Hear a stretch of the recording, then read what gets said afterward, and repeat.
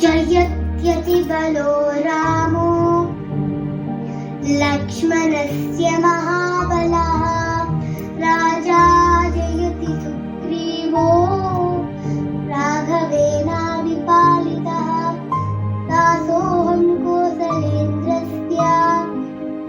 रामस्याक्लिष्टकर्मणः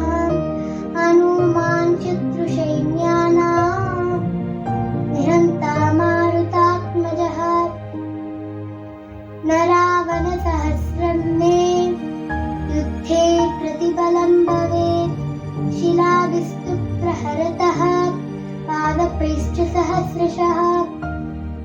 अर्थयित्वां पुरीं लङ्काम् अभिवाद्य च मैथिलीं समृद्धार्दो गमिष्यामि विशतां सर्वराक्षसाम्